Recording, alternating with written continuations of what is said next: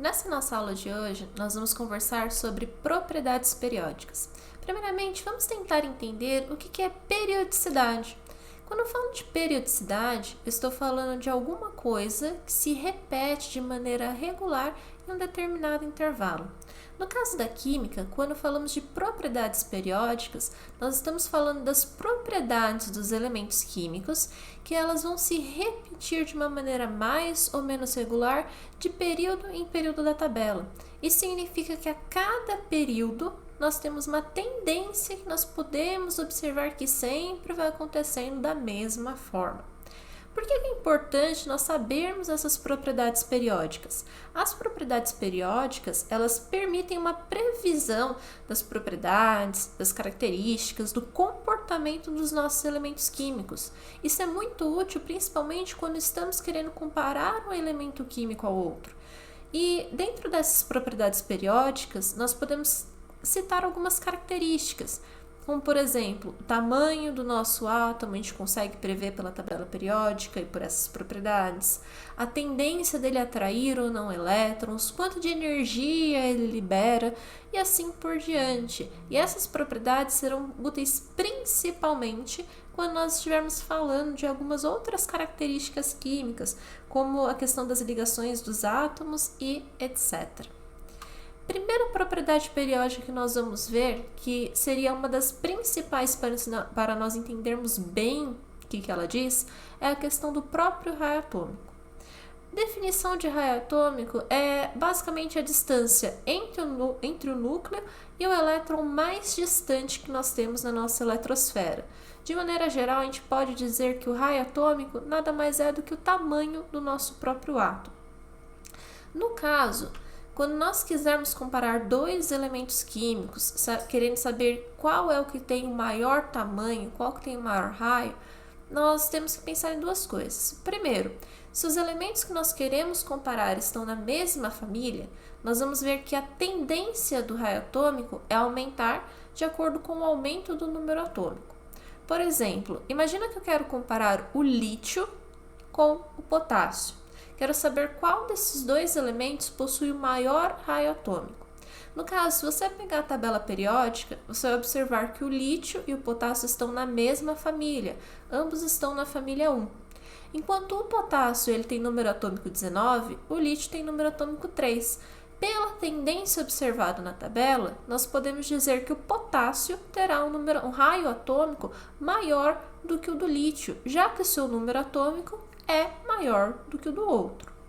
Agora, se quisermos comparar elementos que estão no mesmo período, no caso do período, o nosso raio atômico ele vai ter tendência de diminuir de acordo com o aumento do número atômico. Então, quanto maior o número atômico do elemento, menor será o seu raio. Por exemplo, se eu quiser comparar o tamanho do raio do fósforo e do cloro, o fósforo e o cloro ambos estão no terceiro período da tabela periódica. Olhando o nosso número atômico, nós vemos que o fósforo tem número atômico 15, enquanto o cloro tem número atômico 17. Seguindo a tendência que nós vemos aí, nós podemos dizer que como o fósforo ele tem um menor número atômico, então ele terá um raio maior do que o do nosso elemento cloro. De maneira geral, nós podemos dizer que a variação do raio atômico segue essa tendência que nós vemos aí na tela, de cima para baixo, da direita para a esquerda na tabela periódica. Essa é a tendência de aumento do nosso raio atômico. Agora, só para entendermos por que isso acontece, vamos pensar o seguinte: a tabela periódica ela é organizada em períodos, certo? Períodos e famílias. Esses períodos, conforme nós tínhamos visto já na aula anterior, eles indicam quantas camadas o nosso átomo possui. Então, quanto maior o período em que o átomo se encontra, significa que ele tem mais camadas. Se nós temos mais camadas dentro da nossa eletrosfera, nós podemos afirmar com certeza que o nosso átomo vai possuir um raio maior. Ele será um átomo de maior tamanho. É a mesma coisa que a gente pensar em um bolo. Quanto mais camadas um bolo tiver, maior esse bolo será. Mesma coisa para o nosso átomo. Então, por isso, quando estamos falando de elementos da mesma família, basta a gente comparar o período em que eles se encontram. Porque quanto maior o período em que ele está, maior será o seu número atômico e maior será o seu raio atômico por consequência, já que nós temos mais camadas no átomo. Agora, quando nós falamos de elementos que se situam no mesmo período, aí qual que é a relação entre esse número atômico e o tamanho do nosso raio? Vamos pensar o seguinte, o número atômico não é a quantidade de prótons? Os prótons, eles dão a nossa carga nuclear do átomo. Esses prótons são os responsáveis pela atração que é exercida na eletrosfera. Lembra, nossos prótons atraem os nossos elétrons. Quanto mais prótons eu tiver, maior vai ser a atração, maior vai ser a carga nuclear desse meu átomo. Pense o seguinte, se eu tenho a mesma quantidade de camadas, mas eu tenho uma maior quantidade de prótons, eu tenho uma atração maior e, por consequência, esses elétrons da eletrosfera, já que minha atração é maior, vão ficar mais perto do meu núcleo. Por isso que o meu raio acaba diminuindo. Então, quanto maior o nosso número atômico, maior a carga nuclear, maior a atração, os elétrons ficam mais próximos do centro do átomo, então nosso raio acaba sendo menor, nós temos um átomo de menor tamanho. Por isso que quando nós estamos falando do mesmo período, temos sempre que olhar o número atômico. Se o nosso número atômico for menor, quer dizer que eu tenho menos atração, raio será maior. Então, só para dar uma resumida aqui na questão de quando você trabalhar com exercícios falando de raio atômico, tem uma dica bem simples. O que vai determinar, principalmente, vai te ajudar na hora do exercício, é você olhar qual a posição desse elemento na questão da tabela periódica. Primeiro você vai ter que olhar se esses elementos estão ou não no mesmo período. Vamos supor, eu quero comparar agora o tamanho do átomo de berílio com o átomo do bromo. Se eu olhar o berílio e o bromo, eu posso perceber que o berílio está no segundo período, enquanto o bromo está no quarto período da tabela periódica. Se o berílio está no segundo período, significa que ele tem 2 camadas. Se o bromo está no quarto período, ele tem 4. Se o bromo tem mais camada do que o berílio, eu já posso afirmar com certeza que o raio atômico dele é maior. Então, se você tiver elementos que estão em períodos diferentes, vai pelo período, quanto mais camadas, maior período, então eu tenho um tamanho maior do nosso átomo. Agora, se o exercício estiver pedindo para você comparar elementos que estão no mesmo período, eles se encontram ali na mesma linha, aí sim você vai se preocupar com a questão do número atômico. Por exemplo, se eu quisesse comparar agora o cálcio com o criptônio. No caso, tanto o cálcio quanto o criptônio, eles estão no quarto período, então eles têm a mesma quantidade de camada. A quantidade de camada não vai influenciar no tamanho do meu átomo. Agora, o número atômico do cálcio é 20, enquanto o número atômico do criptônio é 36. Então eu posso afirmar o quê? Que o raio do cálcio será maior, porque como ele tem menos prótons, ele tem uma menor carga nuclear, menor atração, então o raio dele vai ser maior. Então, para resumir, sempre olha, se está em período diferente, maior período, maior raio. Se está no mesmo período, menor número atômico, aí eu terei um raio maior, certo? Agora, dentro ainda dessa parte do nosso raio atômico, nós temos que levar em consideração o nosso raio quando o nosso átomo ele deixa de ser neutro. Qual vai ser a influência no tamanho do átomo quando eu receber ou perder elétron? Já vou adiantar para vocês que vai ter alteração sim, porque se nós estamos mexendo com a quantidade de elétrons, nós estamos influenciando a atração que a nossa eletrosfera tem pela nossa carga nuclear. Então, basicamente, vamos mostrar aqui um exemplo. Eu tenho um átomo neutro, que seria esse átomo X, e ele acaba recebendo um elétron, ficando como um ânion. Pode observar que pela figura, nós vemos que o tamanho do nosso átomo, nosso raio, ele aumentou. Mas por que isso acontece? Nós temos no átomo neutro a mesma quantidade de prótons e elétrons, certo? Se eu recebo um elétron, eu vou ter uma quantidade de elétrons maior do que a dos prótons. Quando isso acontecer, eu vou ter uma maior carga de repulsão na minha eletrosfera do que carga de atração. por conta disso, os meus elétrons eles vão sofrer mais repulsão e o nosso raio vai aumentar, porque eles vão estar se afastando um do outro. Então, como eu estou diminuindo a influência da minha carga nuclear, então o nosso átomo ele aumenta, porque ele tem mais repulsão dentro dele. Por isso que, de maneira geral, o que a gente pode definir? Que sempre que nós recebermos elétrons, sempre que tivermos ânion, ele acabará tendo um raio maior do que o seu próprio átomo neutro. Agora, vamos pensar no outro exemplo, nessa outra questão. Se eu tiver, por exemplo, um átomo Y, que é um átomo neutro, e dessa vez, ao invés de receber elétrons, ele perde um elétron, ficando aí com a carga positiva, virou um cátion. Pode observar pela imagem que o nosso raio ele diminuiu. Por que a gente pode afirmar que isso acontece? Mesma história da questão de atração ou repulsão da nossa carga nuclear. Se eu estou perdendo elétrons, significa que agora a minha quantidade de elétrons é menor do que a minha quantidade de prótons. O que isso vai acarretar? Se eu tenho uma maior quantidade de prótons, significa que a minha atração atraída por essa carga nuclear é maior do que a outra. Então, por conta dessa minha atração ser maior, ela acaba puxando os elétrons para mais próximo dela. Então, o meu tamanho do átomo, o meu raio do átomo vai diminuir também.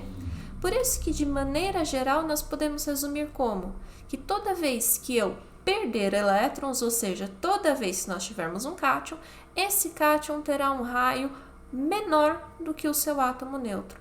Então, ânion sempre será maior do que o átomo neutro, enquanto o nosso cátion será menor do que o nosso átomo neutro.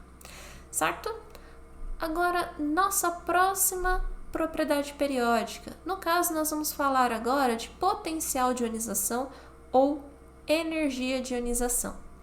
A definição disso basicamente é a seguinte: qual é a quantidade de energia mínima que eu preciso absorver para que o meu átomo ele consiga perder um elétron no estado fundamental e no estado gasoso. Basicamente, dá para a gente entender que o estado fundamental seria ele neutro. Nesse caso, o que a gente precisa lembrar? Vamos lembrar lá dos conceitos envolvidos quando nós aprendemos sobre Bohr. Lembra que quando nós aprendemos sobre o modelo atômico de Bohr, nós vimos que os nossos elétrons, eles podem ir de um nível para o outro, eles sempre podem ir para um nível mais externo se eles receberem uma determinada quantidade de energia. Então, se no nosso átomo nós fornecermos energia suficiente para que esse elétron saia da camada, para que ele consiga sair da nossa eletrosfera, essa energia será a nossa energia de ionização. Então, no caso, para fazermos a comparação entre a energia absorvida entre átomos diferentes, se os nossos elementos eles estiverem na mesma família, a tendência observada é diminuir a energia de ionização de acordo com o aumento do nosso número atômico.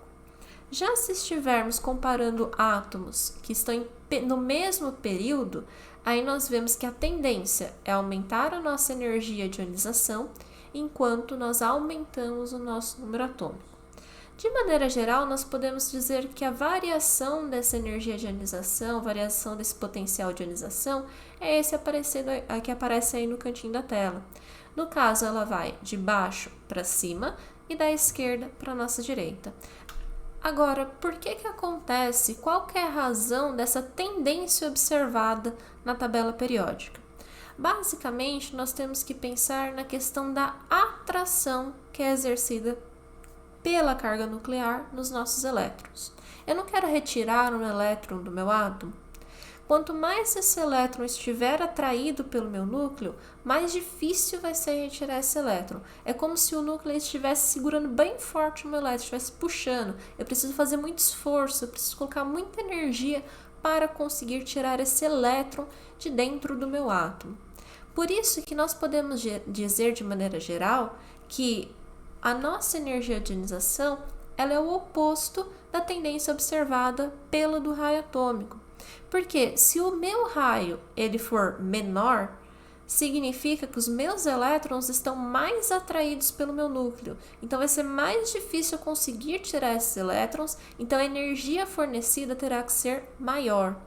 Agora, se o meu átomo, o raio do meu átomo ele for maior, significa que a minha atração ela é menor. Então fica mais fácil eu consegui retirar esse elétron, menos energia, menos esforço que eu preciso fazer para essa retirada. Agora, ainda dentro da energia de ionização, nós podemos mostrar por meio de uma equação como funciona essa retirada do elétron. Basicamente, nós vemos aí o nosso átomo neutro recebendo uma quantidade de energia, que quando ele recebe essa energia, ele perde um elétron e ele passa a ficar positivo. Então, passamos a ter agora um cátion. Além da energia de ionização para tirar esse átomo mais externo, nós também podemos falar que nós temos uma segunda, terceira, quarta energia de ionização e assim por diante. Porque, teoricamente, nós podemos sempre ir retirando os elétrons de dentro do nosso átomo. Então, após a primeira retirada do elétron, que é essa primeira energia de ionização, nós conseguimos ir retirando os próximos elétrons mais externos de dentro do nosso átomo. Só que isso é possível se nós fornecermos mais energia. Nesse caso, nós temos que entender o seguinte: quanto mais próximo nosso elétron estiver do núcleo, mais difícil vai ser essa retirada. Então, quanto mais nós irmos retirando os elétrons, mais os elétrons que sobraram irão ser atraídos pelo nosso núcleo, pela nossa carga nuclear, então vai ficar cada vez mais difícil para nós conseguirmos retirar o próximo elétron. Por isso, nós podemos dizer que sempre a energia de ionização ela vai aumentando conforme nós vamos retirando nossos elétrons. Então, nós podemos dizer com certeza o quê? Que a segunda energia de ionização ela é maior do que a primeira, a terceira maior do que a segunda, a quarta maior do que a terceira e assim por diante, por conta do aumento da nossa atração nuclear, certo? Agora, próxima propriedade periódica que nós podemos comentar é o caso da afinidade eletrônica. A afinidade eletrônica, enquanto na energia de ionização era energia absorvida para nós perdermos um elétron, a afinidade eletrônica é a energia que eu preciso liberar agora para conseguir receber um elétron se o meu átomo estiver no estado fundamental e ainda gasoso. No caso, quando nós pensamos na afinidade eletrônica, comparando elementos que estão na mesma família, nós podemos falar de maneira geral o seguinte, que a nossa afinidade eletrônica ela vai diminuir com o aumento do nosso número atômico. Agora, se estivermos falando de elementos que estão no mesmo período, aí nós podemos dizer que a nossa afinidade eletrônica ela vai aumentar de acordo com o aumento do nosso número atômico. De maneira geral, como a gente vê aí no canto da tela, essa é a tendência para a variação da nossa afinidade eletrônica, de baixo para cima, da esquerda para a direita. Pode observar que agora aparece um bloquinho de exceção onde seriam os gases nobres. Por que isso acontece? Afinidade eletrônica não é para nós recebermos elétron. O gás nobre ele não tem tendência de receber elétron. Lembra que a camada de valência dele já está completa. Então ele não tem necessidade dele receber nada. Por isso que nós não contamos ele na questão da variação da afinidade eletrônica. Agora, por que acontece essa tendência? Por que nós temos esse parâmetro aí? A afinidade eletrônica basicamente funciona da seguinte maneira: quanto maior for a atração que o nosso núcleo, a nossa carga nuclear exerce pelo elétron recebido, maior vai ser a energia necessária que eu tenha liberado para conseguir receber esse elétron. Então, se eu tenho mais atração por esse elétron que eu estou adicionando, eu preciso liberar mais energia para que ele possa entrar na minha eletrosfera. Por isso que, de maneira geral, nós podemos dizer que a afinidade eletrônica também é o oposto da tendência do raio atômico. Então, quanto menor o raio do nosso elemento, maior será a nossa afinidade eletrônica. Também temos uma equação que pode mostrar como funciona essa liberação de energia no nosso caso. Nesse, nós temos o nosso átomo no seu estado fundamental, recebendo um elétron. Quando nós recebemos um elétron, formamos um ânion, ele fica aí com a carga negativa, enquanto nós liberamos uma determinada quantidade de energia, que é a definição aí da nossa afinidade eletrônica. Agora, a próxima propriedade periódica que nós podemos comentar é a eletronegatividade. Junto com o raio atômico, a eletronegatividade é uma das propriedades que são extremamente importantes de nós sabermos bem a definição, saber olhar bem na tabela periódica, porque ela é muito usada principalmente quando nós formos conversar sobre polaridade de ligações, polaridade nas ligações covalentes. Então, definição do que é eletronegatividade. A questão da eletronegatividade é a tendência que o meu átomo tem de atrair elétrons. Então, se eu tiver uma ligação entre dois átomos, quem que vai ter a tendência de ficar com o elétron para ele? Quem que atrai mais os nossos elétrons? Já na nossa eletronegatividade, se estivermos comparando dois átomos que pertencem à mesma família, a nossa afinidade ela vai diminuir com o aumento do nosso número atômico. Já se estivermos comparando átomos que estão no mesmo período, nossa eletronegatividade ela vai aumentar de acordo com o aumento do nosso número atômico. Agora, a tendência fica basicamente essa que está mostrando aí do lado, de baixo para cima, da esquerda para a nossa direita. De novo, nós temos aí a exceção dos gases nobres, porque ele já tem seu subnível completo, ele já está bem estável, então ele não vai ter a tendência de atrair esses elétrons, ele não precisa. Agora, por que a nossa eletronegatividade ela segue essa tendência? Se a eletronegatividade é a questão de atrair elétrons, quanto maior a minha carga nuclear, quanto maior a atração que o meu átomo exerce, maior vai ser a atração que ele vai ter pelos elétrons. Por isso que eu tenho que pensar o seguinte: se o meu raio ele for menor, eu consigo atrair mais os elétrons. Minha carga nuclear vai exercer mais força. Se o meu raio atômico for maior, aí eu tenho menor poder de atração. Por isso que a nossa eletronegatividade também é o oposto da tendência do raio atômico. Menor raio, maior eletronegatividade. Maior raio, menor eletronegatividade, por conta da atração nuclear. Além da eletronegatividade, nós temos ainda outras propriedades periódicas, como a variação de densidade, variação do volume, radioatividade, ponto de fusão e ebulição e etc. Porém, essas tendências elas não são muito importantes na questão do que nós precisamos entender no ensino médio, elas nem são bem cobradas em vestibular, por isso eu nem vou abordar elas aqui nessa videoaula. As principais que nós temos que saber é raio atômico, eletronegatividade e também a questão da afinidade eletrônica e energia de ionização. Foram essas que nós abordamos um pouquinho mais completo do que essas aqui que estou só mencionando para vocês. Bem, espero que vocês tenham gostado da nossa videoaula. Fiquem ligados nos próximos vídeos, onde nós daremos continuidade ao nosso conteúdo. E é isso. Bons estudos e até mais!